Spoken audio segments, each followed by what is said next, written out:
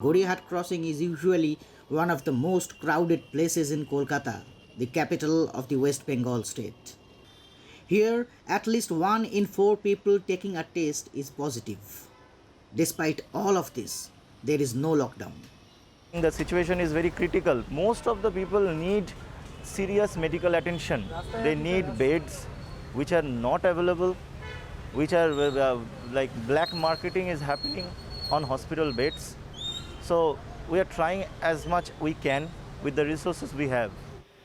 After the complacency of the last few months, the queues for a vaccine are getting longer, while the supply is getting shorter. Even the private hospitals cannot cope. With a strict gating system now in place for people desperate for beds that are non existent, inside, the doctors face scenes no training can prepare them for.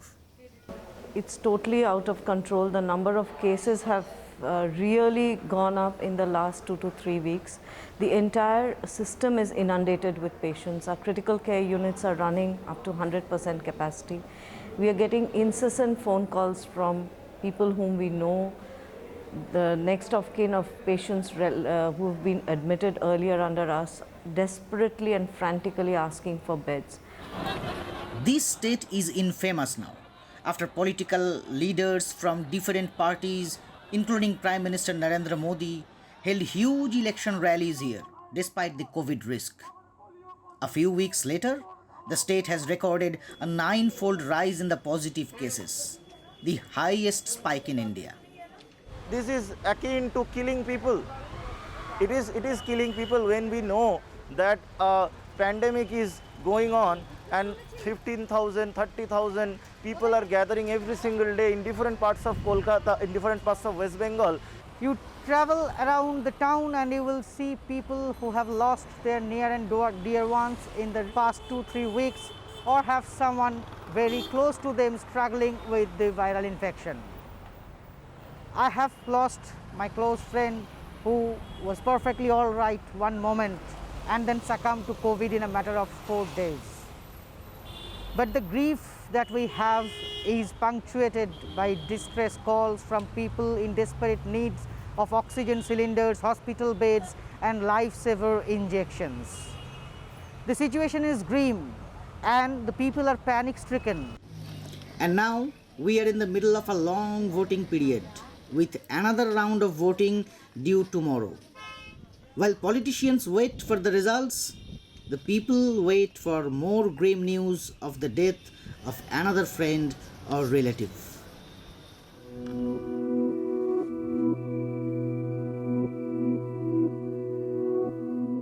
As most of the reports around corona transmissions and deaths are from major cities like Delhi and Mumbai.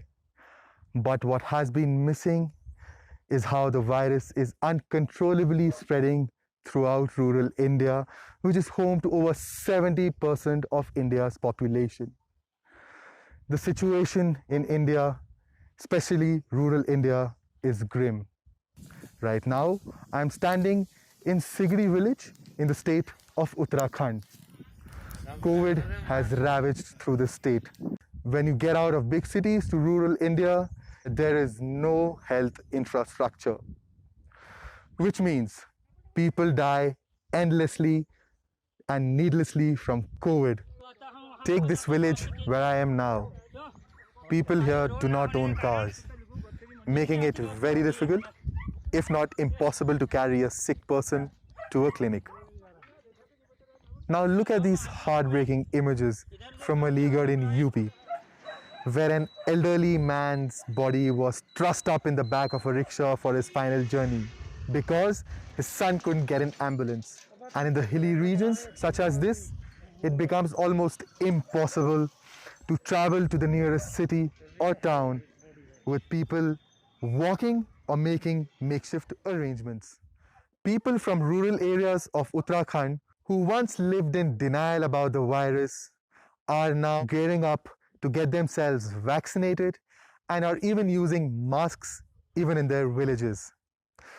Now this signboard next to me, the message on the signboard requests outsiders to wear masks and sanitize themselves before entering the village.